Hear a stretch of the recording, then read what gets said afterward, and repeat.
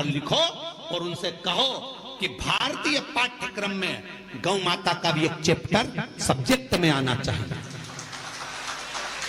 गाय का एक chapter subject में आए। पहले आते थे हमारे बचपन में गाय का निबंध आता था, अब धीरे धीरे गाय का निबंध खत्म कर दिया, गौ माता पर निबंध लिखवाना बंद कर दिया। लोगों ने अपना निबंध चालू कर दिया, इनका लिखो उनका लिखो, गाय का निबंध बंद कर दिया। कम से कम बच्चों को मालूम तो पड़ता था कि गाय के 2 आंख होती है, 2 सींग होते हैं, 4 थन होते हैं, गाय का दूध कितना पौष्टिक होता है, गाय माता चारा खाती है, कैसे भगवान उसके अंदर बसते हैं, ये उसको मालूम पड़ता था। बच्चे की छोटी सी लाइफ में उसे गौ माता के बारे में ज्ञान होता था। आज के जमाने में कुत्ते पर निबंध लिखाया जाता है और गाय को छोड़ दिया जाता है। कहां गई गौ माता? कुछ नहीं कर सकते। तो गौ माता के लिए आज गोपाष्टमी के दिन एक नियम तो बनाओ कि भारतीय पाठ्यक्रम में गौ माता के लिए भी एक किताब होना चाहिए, एक सब्जेक्ट होना चाहिए, और गाय पर निबंध लिखा हो, चाहे गाय पर कोई सब्जेक्ट बने, जिससे बच्चे पढ़ें तो धीरे से उनके अंदर गौ माता के प्रति भाव जागृत होगा। आज के समय में गौ माता के प्रति लोगों का भाव वो नहीं है। दूध निकाला छोड़ दिया, धक्के खा रही है।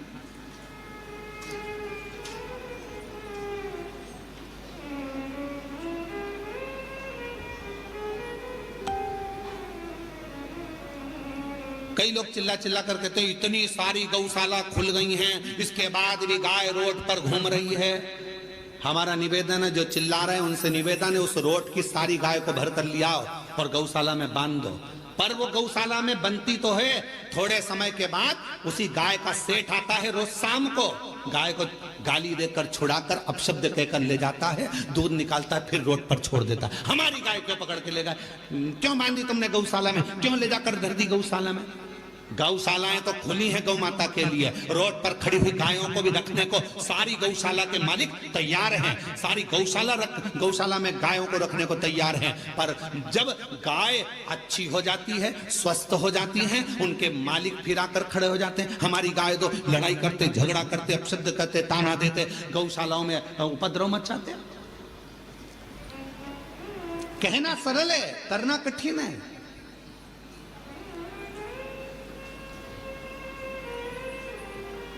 गौ माता के लिए गोपाष्टमी के दिन आप सबसे निवेदन है कि एक पत्र जरूर लिखो कि गाय को पाठ्यक्रम में जोड़ो। भारतीय पाठ्यक्रम में सब्जेक्ट में गौ माता को जोड़ो।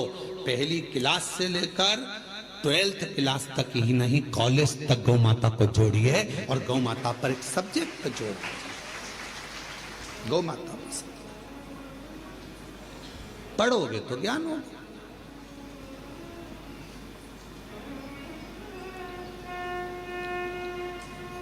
शिव तत्व है। गौ माता की बोलो बोलो जय तो बोल लो। गौ माता की, धर्म की, अधर्म का, प्राणियों में, विश्व का, सबसे पहले अपना हो। ये भी तो बोल दिया करोगे, पहले अपना हो। महाराज दूसरे को सहयोग प्रदान करिए, सहयोग। कुछ नहीं है आपके पास देने के लिए तो थोड़ी सी स्माइल दे दीजिए, प्रसन्नता दे दीजिए। बहुत बड़ा दान है प्रसन्नता का भी दान। पार्वती जी ने शिव जी से कहा कि आपने उसको ठीक नहीं करा, मैंने कर दिया। शिव जी तो कुछ बोले नहीं। 4 दिन बाद वो ब्राह्मण जा रहा था वन से, शेर उसको खा गया, प्राण छूट गए। पार्वती जी को मालूम पड़ा कि वो मर गया। जिस ब्राह्मण को मैंने बचाया था वो मर गया, उसके प्राण छूट गए। रोती हुई पार्वती जी शिव जी के पास पहुंची, प्रभु मैंने उसको बचाया था, वो मर गया। शंकर भगवान कह रहे हैं जब वो मेरे मंदिर आता था, पूजन करता था, आराधना करता था, साधना करता था, उसके बाद भी उसके पांव तोड़ दिए, खड्डे में गिर गया, कमर टूट गई। वो घर में पलंग पर पड़ा था, क्या मैं सही नहीं कर सकता था? सही करता मैं, थोड़ा धीरे धीरे करता। क्यों? क्योंकि उसके माथे पर जो काल मंडरा रहा था वो काल टल जाता। मेरा नाम महाकाल है, मैं किसी भी तरह अपने भक्त को बचाने का प्रयास करता हूं। मैं अपने भक्त को बचाने का प्रयास करता हूं क्योंकि मैं महाकाल हूं। थोड़ा सा दुख दूंगा, तुम टेंशन मत लेना, मैं तुम्हारा पहचान वाला हूं। थोड़े धीरे से दुख को निकाल दूंगा, सुई धीरे से लगने दूंगा, और केवल इतनी सुई लगाने के बाद थोड़ी सी रुई भी रख दूंगा, हिलाते रहना, चिंता मत कर। दुख आया है, धीरे से भजन का रुई लगाओ, धीरे धीरे धीरे धीरे ठीक होता चले जाए। उसको पुक एक पत्र है, अच्छा है, उसको पुक एक पत्र है, अच्छा है।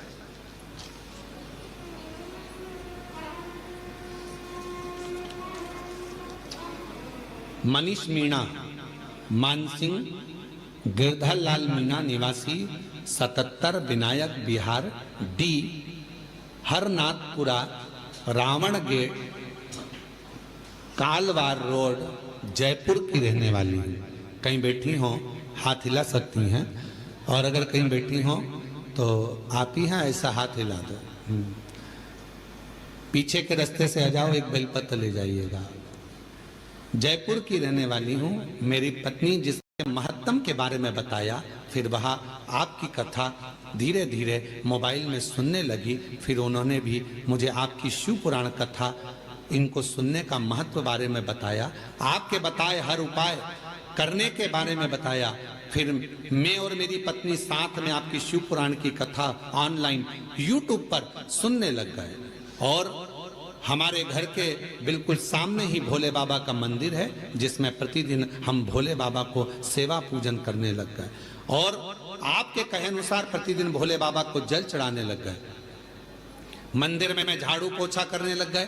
फिर 1 साल बाद भोले बाबा की ऐसी कृपा हुई, 7 दिवसीय शिव महापुराण की कथा भव्य आयोजन जयपुर में हुआ 1 मई से 7 मई, जिसके प्रत्येक दिन की कथा में मेरी पत्नी के साथ शिव पुराण की कथा के पंडाल में बैठकर सुनी, और बाबा ने मन से हम लोगों ने विनती करी, बीमारी दूर करने की प्रार्थना करी, और शिव पुराण की कथा जयपुर में सुनने के 2-3 दिन बाद ही बाबा ने ऐसा परिवार सहित ऐसी कृपा कर दी कि हम लोग उज्जैन भी आ गए, सीहोर भी आ गए, बाबा को प्रणाम कर कर चले गए। और उसके जाने के बाद 4 दिन के बाद ही बाबा ने कमर का दर्द पूरा ठीक कर दिया, उसको कुछ करना नहीं था।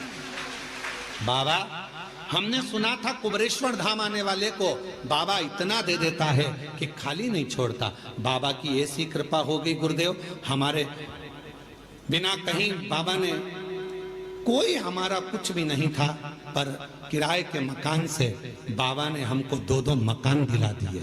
गुरुदेव, जहां मेरी एक गाड़ी खरीदने की भी हैसियत नहीं थी, वहीं बाबा ने हमको 4-4 गाड़ी दिलवा दी। हमारा खुद का बिजनेस सेट करवा दिया कुबेर भंडारी ने। बाबा ने इतना प्रदान कर दिया गुरुदेव कि कोई कमी नहीं छोड़ी। हम जितनी बार आते हैं बाबा उतनी बार देकर भेजता है। ये शिव है, ये शंकर। हम जयपुर से आए हैं। अजय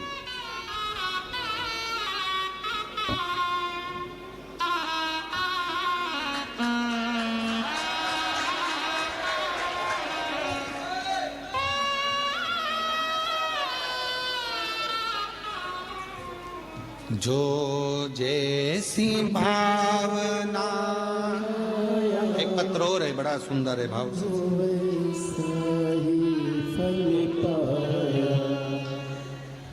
गुरुजी, मैं किशन चंद भटनागर, जिला कैथल, हरियाणा का निवासी।